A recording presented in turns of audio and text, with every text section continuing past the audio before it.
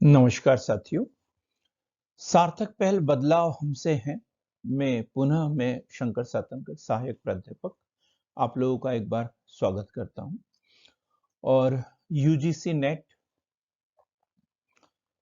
Set के लिए आज हम लेके आए हैं फर्स्ट पेपर में डायनामिक एनवायरनमेंट, अर्थात गतिशील वातावरण। गतिशील वातावरण क्या है? शिक्षण एक निरंतर प्रक्रिया है जिसका मूल तत्व संचार है, जो कि स्वयं भी गतिशील है। शिक्षण समय और स्थान के अनुसार बदलता है। शिक्षण को प्रभावित करने वाले अनेक कारक हो सकते हैं, जिसमें राजनीतिक, आर्थिक, मनोवैज्ञानिक, सामाजिक, सांस्कृतिक, तकनीकी कारक हो सकते हैं। ये सभी को पता है कि शिक्षण जो है एक निरंतर चलने वाली प्रक्रिया है। जन्म से लेकर मृत्यु तक जो है मनुष्य कुछ न कुछ निरंतर सीखते रहता है।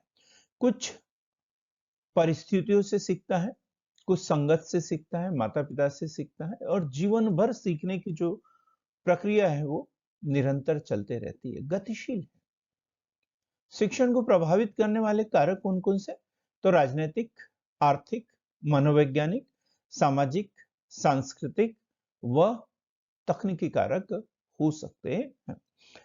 तो यहाँ एक क्वेश्चन बड़ा इंपॉर्टेंट है जो आगे हम पढ़ने वाले, एक बड़ा महत्वपूर्ण क्वेश्चन बनता है और अक्सर ये विकल्प में दिया रहता है। तो जो शिक्षण को प्रभावित करने वाले कारक है वो निम्नलिखित में से कौन सा है, कौन सा नहीं? आगे यदि देखें तो शिक्षक वातावरण में मुख्यतः 3 प्रकार के चर माने जाते हैं। शिक्षण वातावरण में 3 प्रकार के वेरिएबल माने जाते हैं। तो सबसे पहला है स्वतंत्र चर, इंडिपेंडेंट वेरिएबल। इंडिपेंडेंट वेरिएबल, स्वतंत्र चर, वो टीचर है।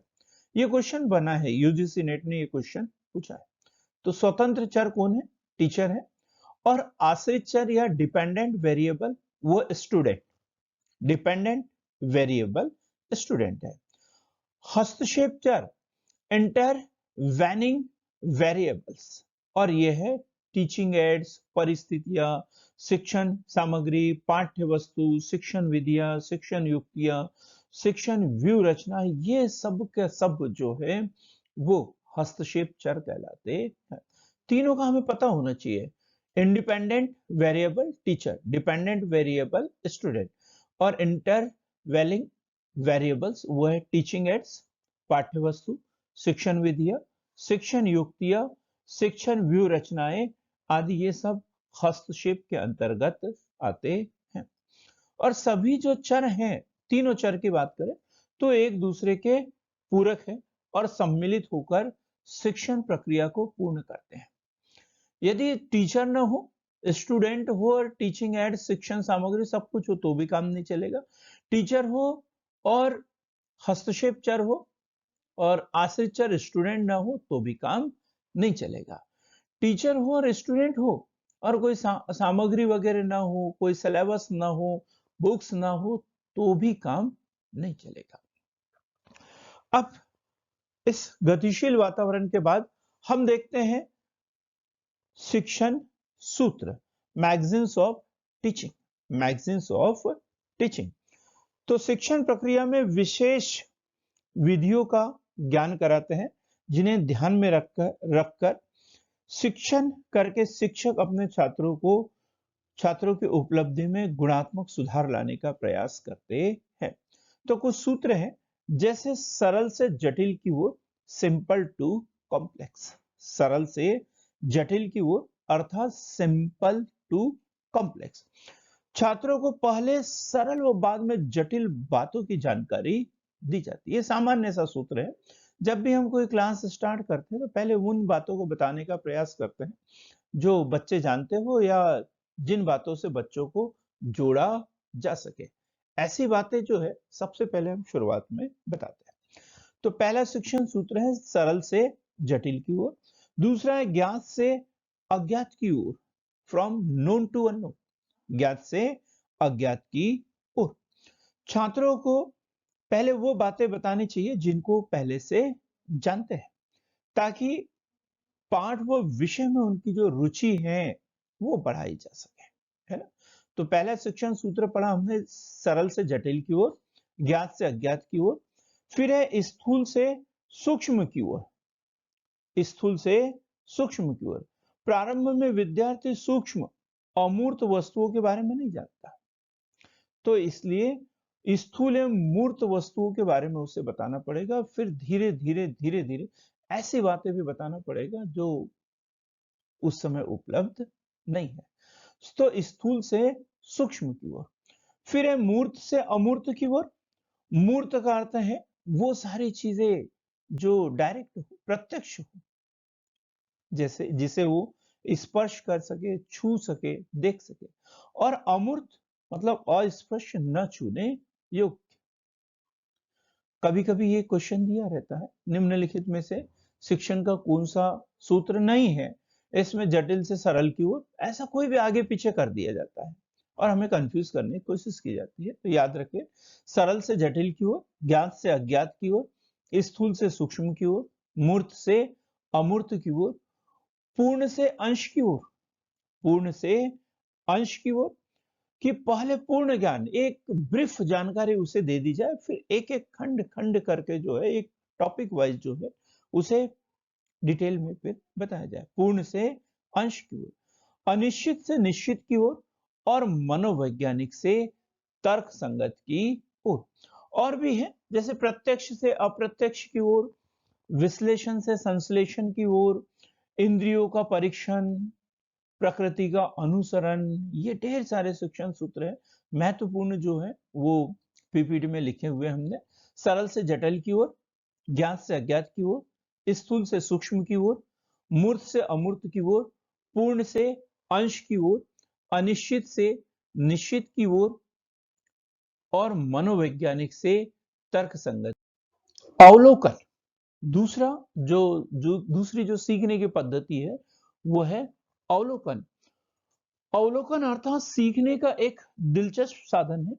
यदि हम अपने नेताओं या बॉस या शिक्षक के सामाजिक व्यवहार के बारे में जानते हैं, तो हमें उसके कार्यालय या आवास पर जाकर उनकी बारीकी से निरीक्षण करना होगा कि इनके कार्य करने की पद्धति क्या है, ऐसा क्या करते हैं जो अपने क्षेत्र में विशेष योग्यता रखते हैं। हजार लोगों में ये सबसे आगे है, तो अर्थात इसके कार्य करने की तकनीक क्या है, तो हम वो प्रयोग के माध्यम से, अवलोकन के माध्यम से सीखते हैं। तीसरा है अनुभव, एक्सपीरियंस। एक्सपीरियंस, अनुभव। पहला अनुकरण, दूसरा अवलोकन, और तीसरा है अनुभव। अधिगम अनुभव पर आधारित और अनुसरण करता है। हम अपने अनुभव से बहुत सी बातों का अनुसरण करते हैं, सीख लेते हैं अनुभव से।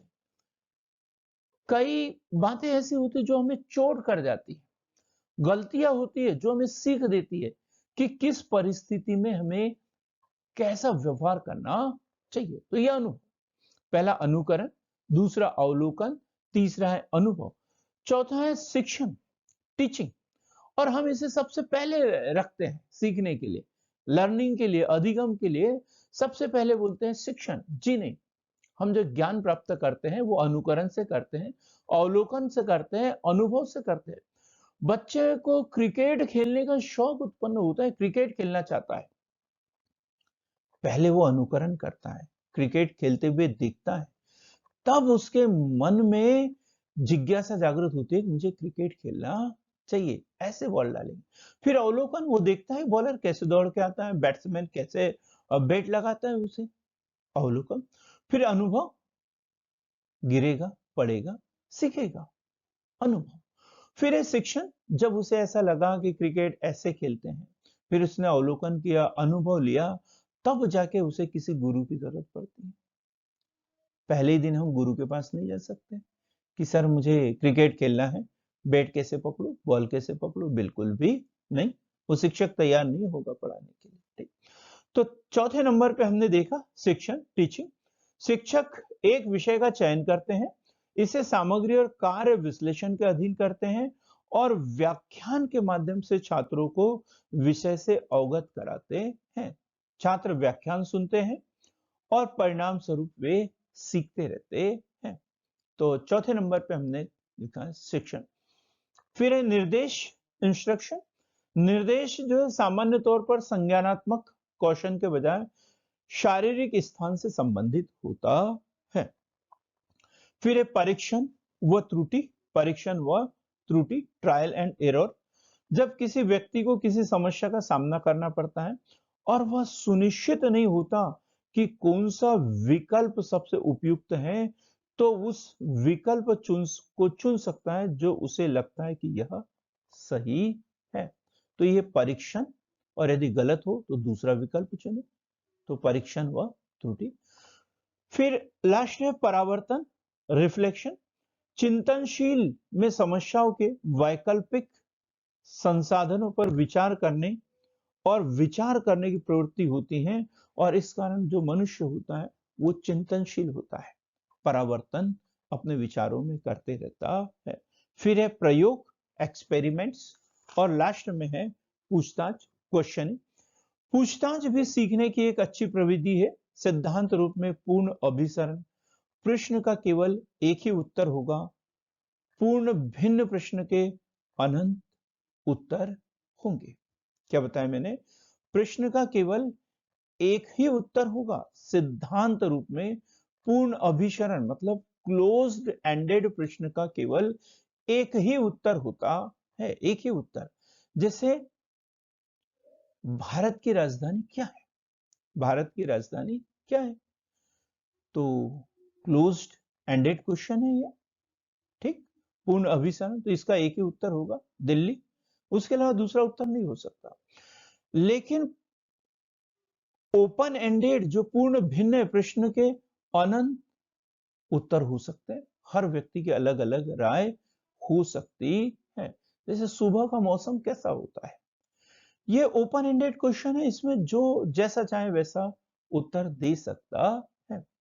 तो पूछताछ के माध्यम से भी जानकारी एकत्रित की जा सकती है।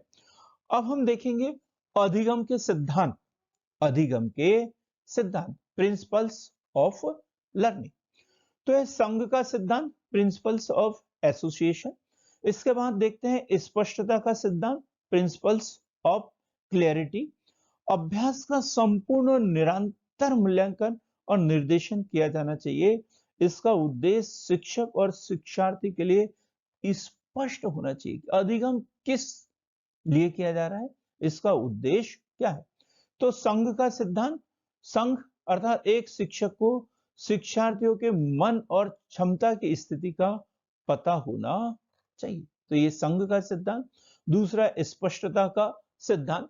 तीसरा यदि हम देखें स्व गतिविधि का सिद्धांत, स्व गतिविधि का सिद्धांत अर्थात principle of self activity, principle of self activity. यदि अधिकतम इंद्रियों का उपयोग कर किया जाए तो जल्दी सीख जाते हैं। जैसे इंग्लिश सीखना है, इंग्लिश सीखना है और हम लिखते जा रहे हैं, लिखते जा रहे हैं, बोल नहीं रहे हैं, तो कभी हम इंग्लिश स्पीकिंग नहीं सीख सकते। इंग्लिश स्पीकिंग सीखने के लिए हमें इंग्लिश वर्ड्स का उच्चारण करना बहुत जरूरी होता है, उसे बोलना बहुत जरूरी होता है। पुरस्कार, principle of rewards, principle of reward. शिक्षक को शिक्षार्थियों के लिए पुरस्कार के अवसर रखने चाहिए। विभिन्न प्रतियोगिताएं वगैरह आयोजित की जाए। जो फर्स्ट आता है, सेकंड आता है, थर्ड आता है, उसको पुरस्कृत किया जाए। तो ये क्या होता है, एक रूप से प्रोत्साहन के रूप में कार्य करता है और बच्चों को सीखने के लिए प्रेरित करता है। तो पुरस्कार का सिद्धांत, पहले हमने पढ़ा संघ का सिद्धांत, दूसरा स्पष्टता का सिद्धांत, तीसरा जो पढ़ा स्व गतिविधि का सिद्धांत, पुरस्कार का सिद्धांत, अभ्यास का सिद्धांत, प्रिंसिपल ऑफ प्रैक्टिस। अधिगम का परिणाम सदैव तथ्यों को कार्यात्मक समझ में होना चाहिए, अर्थात उसका बहुत अधिक प्रयोग करने की आवश्यकता होती है। पर्यावरण के पोषण का सिद्धांत, पर्यावरण के पोषण का सिद्धांत, चाहे पर्यावरण भौतिक हो या फिर सामाजिक हो, सांस्कृतिक हो, वातावरण अनुकूल बनाने के लिए किया जाना चाहिए, अर्थात पर्यावरण के पोषण का सिद्धांत। अधिगम की क्षमता का सिद्धांत, अधिगम की क्षमता का सिद्धांत। अब हर आयु की अपनी अपनी क्षमता होती है सीखने की। हम छोटे बच्चों के ऊपर ज्यादा बोझ नहीं लगा सकते। सरकार जो है बार बार जो उसका बस्ते का बेग बस्ते का जो बोझ है कम करने के लिए प्रयास कर रही है। तो अधिगम की क्षमता होती है, जैसे 35 वर्ष की आयु के बाद अधिगम की दर में लगभग 1% के दर से गिरावट आती है। शुरू में बढ़ती है, रटने की क्षमता बढ़ती है और फिर 35 वर्ष की आयु के बाद में धीरे धीरे जो अधिगम की क्षमता होती है वो गिरने लग जाती है। ऐसा नहीं, इसके कारण भी है, अधिगम क्षमता कम होने के कारण भी है कि जैसे शारीरिक समस्या, बीमारियां वगैरह, विभिन्न प्रकार की बीमारियां जो है घर कर जाती है, कम बाहरी प्रेरणा, फिर आदमी जो है, व्यक्ति जो है परिवार में उलझ जाता है और प्रेरणा उसे बहुत कम मिलती है। इसके अलावा देखिए तो आदतें और एक विशेष विचारधारा का प्रभाव उसके ऊपर होने लग जाता है। फिर सक्रिय प्रक्रिया का सिद्धांत, सक्रिय प्रक्रिया का सिद्धांत, principle of active process, principle of active process. अधिगम एक व्यक्तिगत या निजी पसंद है, इसलिए कुछ अभ्यासों की आवश्यकता होती है और दृश्य श्रव्य यंत्र भी इसमें सहायता कर सकते हैं। तो सीखने के लिए निरंतर अभ्यास करना है, अधिक से अधिक गैजेट्स का उपयोग कर सकते हैं, चाहे ऑडियो वीडियो, ये सामग्री का भी हम सीखने में उपयोग कर सकते हैं। लास्ट में है नियम व अभ्यास का सिद्धांत, किसी विचार को क्यों और कैसे, क्यों और कैसे के नियम द्वारा समझाया गया है, इसलिए एक शिक्षक को शिक्षार्थियों द्वारा बेहतर अधिगम के लिए नियम और अभ्यास का संतुलन करना चाहिए। तो इस प्रकार हमने अभी अधिगम के सिद्धांत देखे, संघ का सिद्धांत, स्पष्टता का सिद्धांत, स्वगतिविधि का सिद्धांत, पुरस्कार का सिद्धांत, अभ्यास का सिद्धांत, पर्यावरण के पोषण का सिद्धांत, परिवर्तनीय अधिगम की क्षमता का सिद्धांत, एकाधिक प्रदर्शन का सिद्धांत, अधिगम की क्षमता का सिद्धांत, सक्रिय प्रक्रिया का सिद्धांत, नियम और अभ्यास का सिद्धांत, प्रभावी संचार का सिद्धांत। अब हम देखेंगे शिक्षण की विधियां, टीचिंग मेथड्स। तो मुख्य रूप से शिक्षण की दो विधियां हैं, एक अध्यापक केंद्रित विधि है और दूसरा है शिक्षार्थी केंद्रित विधियां। अध्यापक केंद्रित, दूसरा शिक्षार्थी केंद्रित, स्टूडेंट बेस्ड। तो टीचर बेस्ड जो है, तो उसमें सबसे पहली विधि है व्याख्यान विधि। प्रोफेसर आते हैं, निर्धारित सिलेबस के ऊपर बातें करते हैं, ढेर सारी बातें करते हैं, बोलते हैं और चले जाते हैं। तो व्याख्यान विधि, अध्यापक केंद्रित। व्याख्यान व प्रयोग विधि, प्रैक्टिकल वो खुद ही करते हैं और बच्चे जो है वहां सिर्फ देखने का काम कर रहे हैं, तो वो भी अध्यापक केंद्रित विधि है, व्याख्यान व प्रयोग प्रदर्शन विधि। समूह शिक्षण, टेलीविजन की प्रस्तुति, टेलीविजन की प्रस्तुति, इसमें जो बच्चे होते हैं वो निष्क्रिय होते हैं, सिर्फ दर्शक होते हैं, श्रोता होते हैं। फिर है समीक्षा नीति, प्रश्नोत्तर शिक्षण नीति। तो अध्यापक केंद्रित कौन कौन सी विधि है? व्याख्यान, व्याख्यान व प्रयोग प्रदर्शन, समूह शिक्षण, टेलीविजन प्रस्तुति, समीक्षा नीति और प्रश्नोत्तर शिक्षण नीति। फिर है शिक्षार्थी केंद्रित। शिक्षार्थी केंद्रित में यदि देखा जाए तो सुपूर्द नियत कार्य, सुपूर्द नियत कार्य या अभिहस्तांतरित कार्य, असाइनमेंट वाले कार्य, असाइनमेंट उनको दे देना कुछ करने के लिए, कुछ प्रेरित करने के लिए। कार्यक्रम अनुदेश, मतलब शिक्षक जो है निर्देश देता रहेगा और बच्चे जो है उस तरीके से कार्य करते रहेंगे। कंप्यूटर आधारित शिक्षण, परस्पर संवादात्मक वीडियो, मतलब जिसमें टू वे कम्युनिकेशन हो रहा है, बच्चे भी बात कर रहे हैं, तो है परस्पर संवादात्मक वीडियो। फिर है मुक्त अधिगम, मुक्त अधिगम, मुक्त अधिगम, अनुमान विधि व ऐतिहासिक खोज विधि। दोनों बातें हम फिर से देखेंगे। टीचर जो सेंटर्ड है वो है व्याख्यान, व्याख्यान व प्रयोग प्रदर्शन, समूह शिक्षण, टेलीविजन प्रस्तुति, समीक्षा नीति, प्रश्नोत्तर शिक्षण नीति। और शिक्षार्थी केंद्रित, जिसमें बच्चा स्टूडेंट केंद्र में है, स्टूडेंट को ध्यान में रखकर पढ़ाया जा रहा है, तो वो है शिक्षार्थी केंद्रित मेथड। सुपूर्द नियत कार्य, कार्यक्रम अनुदेश, कंप्यूटर आधारित शिक्षण, परस्पर संवादात्मक वीडियो, मुक्त अधिगम, अनुमानी विधि और ऐतिहासिक खोज विधि। जो बीच वाला पार्ट है जिसको तीसरे नंबर में हम पढ़ रहे हैं वो है मिश्रित विधियां, जिसमें अध्यापक और शिक्षार्थी दोनों की भूमिका होती है। दोनों महत्वपूर्ण भूमिका में होते हैं। जैसे समूह चर्चा, शिक्षक और छात्र आपस में बात करते हैं। संगोष्ठी, पैनल चर्चा। मस्तिष्क झंझावती, मस्तिष्क झंझावती, ब्रेन स्टॉर्मिंग, ब्रेन स्टॉर्मिंग। परियोजना विधि, प्रकरण अध्ययन विधि, पात्र अभिनय विधि और प्रदर्शन विधि। तो इस तरीके से हमने अभी शिक्षण की विधियों को पढ़ने का प्रयास किया है, जो अध्यापक केंद्रित है, शिक्षार्थी केंद्रित है और मिश्रित अर्थात अध्यापक व शिक्षार्थी केंद्रित विधियां हैं। अब शिक्षक केंद्रित, शिक्षार्थी केंद्रित और मिश्रित विधियां पढ़ने के बाद हम शिक्षण के विभिन्न रूप देखते हैं। तो सबसे पहले नंबर पे हम देखेंगे माइक्रो टीचिंग। माइक्रो टीचिंग, सूक्ष्म शिक्षण। यह शिक्षण प्रक्रिया का एक संकुचित रूप होता है। इसके प्रयोग से नए कौशल सीखने तथा पुराने कौशल को सुधारने में सहायता मिलती है। एक है नैतिक शिक्षा, मॉरल एजुकेशन, बड़ी महत्वपूर्ण जरूरत है नैतिक शिक्षा या मॉरल एजुकेशन। तो नैतिक शिक्षा वह प्रक्रिया है जिसके द्वारा लोगों के मध्य मूल्यों का विकास किया जाता है। मूल्यों का, अच्छाइयों का विकास किया जाता है। मानव चरित्र के सर्वमान्य मानवीय गुणों को अपनाना ही नैतिकता है। मॉरल एजुकेशन की बात कर रहे हैं हम। तो मानव चरित्र के सर्वमान्य मानवीय गुणों को अपनाना ही नैतिकता है। अब मानव मूल्य कौन कौन से हैं ये भी हमें समझना है। तो मानव मूल्य जैसे नैतिक मूल्यों में देखें सच्चाई, ईमानदारी, प्रेम, दयालुता, मैत्री, इन सभी गुणों का विकास करना ही मॉरल एजुकेशन है। शारीरिक और मानसिक शक्तियों का विकास होता है, इससे तर्क शक्ति का विकास होता है। मॉरल एजुकेशन से तर्क शक्ति का विकास होता है। आध्यात्मिक विकास होगा, नैतिकता का विकास होगा। अब हम आगे देखते हैं वैल्यू एजुकेशन अर्थात मूल्य शिक्षा।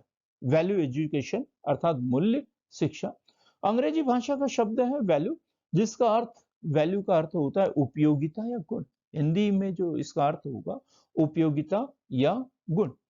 शिक्षा का मूल मूल्य शिक्षा का जो तात्पर्य है विद्यार्थियों में मानवता, देश प्रेम व दूसरों के लिए कल्याण व अच्छी भावना है। देखो हमने दोनों बात की, मॉरल एजुकेशन नैतिक शिक्षा, इसमें हमने क्या, सच्चाई, ईमानदारी, प्रेम, दयालुता, मैत्री। वही वैल्यू एजुकेशन की हम बात करें तो इसमें क्या पढ़ा हमने, इसमें हमने देखा अच्छी भावनाएं, नैतिक मूल्यों का संचार अर्थात मानवता, देश प्रेम व दूसरों के लिए कल्याण की भावनाएं, यह है वैल्यू एजुकेशन। और शिक्षा का जो नया रूप है वो है डिजिटल एजुकेशन अर्थात ऑनलाइन शिक्षा। जैसे आप अभी शिक्षा प्राप्त कर रहे हैं वो डिजिटल एजुकेशन है, ऑनलाइन शिक्षा है। डिजिटल शिक्षा एक विकसित शिक्षा प्रक्रिया है जो डिजिटल माध्यम का उपयोग करते हुए शिक्षण अधिगम प्रक्रिया को पूरा करने के लिए इसका प्रयोग किया जाता है। अब डिजिटल शिक्षा के विभिन्न रूप देखने को मिल सकते हैं। जैसे दीक्षा एक ऐप है, दीक्षा DIKSHA। दीक्षा एक ऐप है जो NCTE द्वारा जारी किया गया था। एक एंड्रॉयड एप्लीकेशन है, एक एंड्रॉयड एप्लीकेशन है। इस ऐप के माध्यम से घर बैठे, इस ऐप के माध्यम से घर बैठे ऑनलाइन पढ़ाई कर सकते हैं। इस ऐप के माध्यम से क्लास 1 से लेकर 10वीं तक की पढ़ाई होती है। दीक्षा की बात करें, पहली से लेकर 10वीं तक की पढ़ाई होती है। एक दूसरा प्लेटफॉर्म है स्वयं प्रभा। स्वयं प्रभा 32 DTG चैनलों का एक समूह है जो गुणवत्ता वाले शैक्षणिक कार्यक्रमों को प्रसारित करने के लिए यह समर्पित है। स्वयं प्रभा। इसके बाद में हम देखेंगे तो है मुक्स। मुक्स अर्थात massive open online courses, MOOCs massive, open online courses. दो तरीके है इसके, दो प्रकार है इसका, सी मूक्स और एक्स मूक्स। सी मूक्स और एक्स मूक्स उसे भी देखेंगे हम। तो मूक्स जो है 2008 में स्टीफन डाउन्स और जॉर्ज सीमेंस, नाम याद रखना है, मूक्स किसकी देन है? तो स्टीफन डाउन्स और जॉर्ज सेमेंट द्वारा तैयार किया गया है। स्वयं पोर्टल पर भी मूक्स का ही पार्ट होता है और दो श्रेणी है इसके, सी मूक्स और एक्स मूक्स। सी मूक्स जो है वो भविष्य की सीखने की सामग्री से संबंधित है, भविष्य की सीखने की सामग्री से संबंधित है। और जो एक्स मूक्स है यह रिकॉर्ड किए हुए व्याख्यान स्पष्ट रूप से पाठ्यक्रम के साथ प्रस्तुत किए जाते हैं। तो दोनों को समझेंगे हम, सी मूक्स और एक्स मूक्स। ठीक, अब हम देखते हैं व्यक्तिगत भिन्नता। सभी बच्चों की जो ग्रॉस्पिंग पावर होता है, जो अधिगम की क्षमता होती है, लर्निंग कैपेसिटी होती है, वो भिन्न भिन्न होती है। तो व्यक्तिगत भिन्नता व्यक्ति विशेष की भिन्नता को बताती है। व्यक्तिगत भिन्नता व्यक्ति विशेष की भिन्नता को बताती है, अर्थात हर व्यक्ति की सोचने की, समझने की, सीखने की जो क्षमता होती है वो भिन्न भिन्न होती है। अब इसके आधार क्या है, क्यों भिन्न भिन्न होता है? एक बच्चे को हम एक बार में बोलते हैं तो याद हो जाता है, एक बच्चे को 10 बार बताते हैं तो भी समझ में नहीं आता है, याद करने में दुविधा होती है। तो उसके कारण क्या है? तो सबसे पहला है वंशानुक्रम। व्यक्तिगत भिन्नता का पहला कारण जो है वंशानुक्रम। वंश के आधार पर गुण बदलते रहते हैं, दादा दादी, माता पिता, बेटा बेटी, इन सभी में वंश के आधार पर गुण देखने को मिलते हैं। फिर है पर्यावरण। मानव का विकास पर्यावरण में सर्वाधिक प्रभावित होता है। यदि अच्छा पर्यावरण होगा, स्वस्थवर्धक दशाएं होगी, तो बच्चे जो होंगे स्वस्थ होंगे और उसमें सीखने की क्षमता भी ज्यादा होगी, लर्निंग कैपेसिटी ज्यादा होगी। ठीक, फिर है स्वास्थ्य। स्वास्थ्य के आधार पर ही व्यक्तिगत विभिन्नता पाई जाती है। स्वस्थ मस्तिष्क जो है स्वस्थ शरीर में ही रहता है। तो ये देख सकते हैं कि स्वस्थ रहना भी बहुत जरूरी है। जो स्वस्थ होगा वो उसकी ग्रॉस्पिंग पावर जो होगी वो ज्यादा होगी। आयु एवं बुद्धि। बढ़ती आयु के साथ साथ बुद्धि का भी विकास होता है, लेकिन यह विकास भी एक समान तरह से नहीं होता, धीरे धीरे ये भी घटते जाता है। शिक्षा का व आर्थिक विस्तार। शिक्षा व आर्थिक विस्तार ये भी अधिगम प्रक्रिया को प्रभावित करने वाला बड़ा घटक है। जाति प्रजाति व राष्ट्र ये भी प्रभावित करता है। लिंग भेद, जहां पर लिंग भेद जैसी बातें होगी तो वहां पर व्यक्तिगत भिन्नता होगी। जो महिलाएं हैं वो हमेशा ही कमजोर रहेगी। फिर है पृष्ठभूमि। पृष्ठभूमि किस पृष्ठभूमि का है? ग्रामीण क्षेत्र का है, शहरी क्षेत्र का है, वहां पे स्कूल है या नहीं है, गरीबी अमीरी, ये सारी बातें जो है वो डिपेंड करती है। तो व्यक्तिगत भिन्नता के आधार है वंशानुक्रम, पर्यावरण, स्वास्थ्य, आयु एवं बुद्धि, शिक्षा, आर्थिक स्तर, जाति प्रजाति एवं राष्ट्र, लिंग भेद व पृष्ठभूमि। ये जो व्यक्तिगत भिन्नता है इसको स्पष्ट करने के लिए जीन पियाजे ने संज्ञानात्मक विकास का सिद्धांत दिया है। जीन पियाजे, जीन पियाजे जो है वो स्विट्जरलैंड के एक मनोवैज्ञानिक थे, स्विट्जरलैंड के मनोवैज्ञानिक। और 1886 में जो है इस सिद्धांत का प्रतिपादन उन्होंने किया था, 1886। जीन पियाजे के सिद्धांत को विकासात्मक सिद्धांत या अवस्था का सिद्धांत भी कहते हैं। पिछले साल क्वेश्चन बना था इसके ऊपर। तो जीन पियाजे के सिद्धांत को विकासात्मक सिद्धांत और अवस्था का सिद्धांत कहते हैं। जीन पियाजे का मानना है कि जैसे जैसे बच्चों में जैविक परिपक्वता आती है, जैसे जैसे बच्चों में जैविक परिपक्वता आती है, वैसे वैसे वह वस्तुओं के बारे में अपने दिमाग में संकल्पना बना लेता है, एक कॉन्सेप्ट जो है उस वस्तु के बारे में बना लेता है। व्यक्तिगत भिन्नता का आधार जो है, जीन पियाजे ने 3 व्यक्तिगत भिन्नता के आधार बताए हैं। सबसे पहला है एडॉप्टेशन, अनुकूलन, एडॉप्टेशन। वातावरण के अनुसार अपने आप को बदलना अनुकूलन कहलाता है, और जो जितनी जल्दी अनुकूलित होता है उसकी सीखने की क्षमता जो है उतनी अधिक होती है। दूसरा है संतुलन, दूसरा है संतुलन। इसके द्वारा बच्चा आत्म सात्करण और समायोजन की प्रक्रिया के लिए संतुलन बनाता है। और तीसरा जो घटक है इसका, वो है स्कीम प्लानिंग, है ना। किसी काम को करने के अलग अलग तरीके होते हैं। बच्चे को भूख लगने पर वह रोता है क्योंकि उसे पता है रोने से खाना मिलेगा, रोने से खाना मिलेगा। तो जीन पियाजे ने जो व्यक्तिगत भिन्नता के आधार बताए हैं वो है अनुकूलन, संतुलन, स्कीम्स और स्कीमा स्कीमा। तो शरीर के द्वारा की जाने वाली क्रियाएं जो दिमाग से जुड़ी रहती है स्कीमा कहलाती है। क्या बताया? शरीर के द्वारा की जाने वाली क्रियाएं जो दिमाग से जुड़ी रहती है वो स्कीमा कहलाती है। जैसे छोटा बच्चा आइसक्रीम खाता है, छोटा बच्चा आइसक्रीम खाता है। पियाजे ने संज्ञात्मक निकाय के 4 अवस्थाएं भी बताई है। संज्ञात्मक विकास की 4 अवस्थाएं बताई है। तो पहली है संवेदी पेशी अवस्था। पिछले साल इसमें से क्वेश्चन बना था यूजीसी नेट पे, इस ध्यान से देखेंगे। संवेदी पेशीय अवस्था, ये अवस्था जो होती है 0 से 2 वर्ष के बच्चों के लिए। संवेदी पेशीय अवस्था 0 से 2 वर्ष के बच्चों के लिए। इस अवस्था में बच्चा अपने ज्ञानेंद्रियों के माध्यम से सीखता है, ज्ञानेंद्रियों के माध्यम से सीखता है। जो हमारे 5 ज्ञानेंद्रियां है, इसके माध्यम से आंख, नाक, कान, त्वचा, जीभ, ये जो हमारी ज्ञानेंद्रियां है इसके माध्यम से बच्चा सीखता है। तो सबसे पहला क्या है? संवेदी पेशी अवस्था 0 से 2 वर्ष के बच्चों के लिए, और बच्चा अपने ज्ञानेंद्रियों से सीखता है। बच्चा अपने दिमाग में वस्तुओं की छाप बनाना शुरू कर देता है, जिससे वह छिपी हुई वस्तु को भी ढूंढ लेता है।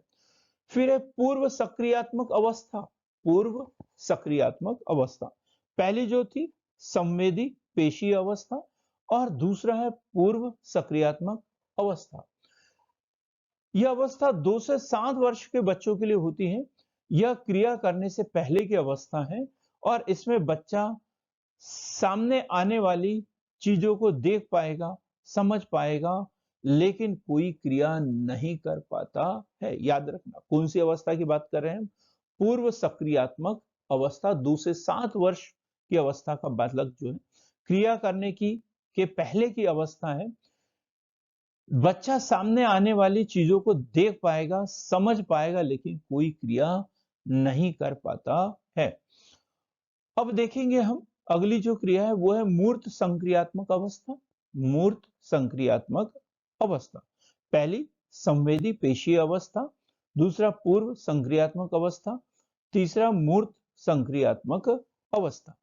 मूर्त संक्रियात्मक अवस्था ये 7 से 11 वर्ष तक के बच्चों में होती है, और इस अवस्था में बच्चा सामने रखी हुई चीजों को देखकर ही अनुमान लगा लेता है या उन पर चिंतन करना शुरू कर देता है। आखिरी है आगमनात्मक तर्कना, आगमनात्मक तर्कना। यह भी ऐसी अवस्था में आता है जब बच्चा उदाहरण के ऊपर आधारित होकर तर्क करने लगता है, उदाहरण के ऊपर आधारित होकर तर्क करने लगता है। तो यह है मूर्त संक्रियात्मक अवस्था। तो इस स्लाइड में हमने देखे शिक्षण के विभिन्न रूप, moral education, value education, digital education. Digital शिक्षा के कुछ आयाम पढ़े हमने, जैसे दीक्षा एक ऐप है, स्वयं प्रभा, स्वयं पोर्टल जिसे कहते हैं, और एक है मुक, मैसिव ओपन ऑनलाइन क्लासेस। फिर हमने व्यक्तिगत भिन्नता देखा। व्यक्तिगत भिन्नता व्यक्तिगत विशेष की भिन्नता को बताती है। फिर है व्यक्तिगत भिन्नता के आधार यदि देखे जाए तो वो है वंशानुक्रम, पर्यावरण, स्वास्थ्य, आयु एवं बुद्धि, शिक्षा व आर्थिक स्तर, जाति प्रजाति व राष्ट्र, लिंग भेद व पृष्ठभूमि। फिर हमने देखा अंत में जीन पियाजे का संज्ञानात्मक विकास का सिद्धांत। जीन पियाजे जो थे वो स्विट्जरलैंड के एक मनोवैज्ञानिक थे और 1986 में इन्होंने अपना सिद्धांत दिया था। और इसमें 4 जो है विकास की अवस्थाएं बताई है। पहला है संवेदी पेशीय अवस्था, पूर्व संक्रियात्मक अवस्था, मूर्त संक्रियात्मक अवस्था और आगमनात्मक तर्कना। आगमनात्मक तर्कना। तो मित्रों, ऐसे ही सार्थक पहल के साथ बने रहिए और हमारे चैनल को लाइक कीजिए, शेयर कीजिए, सब्सक्राइब कीजिए। आप लोगों का बहुत बहुत धन्यवाद।